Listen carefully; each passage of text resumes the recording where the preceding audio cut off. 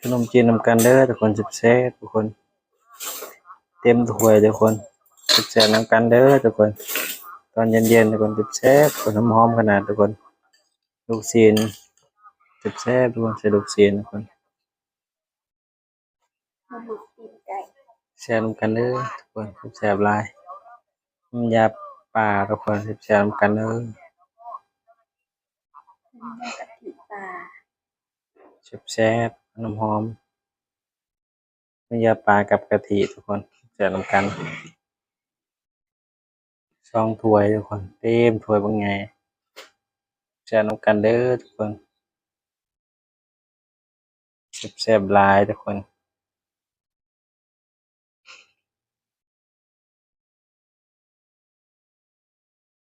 หอมๆกันนะทุกคน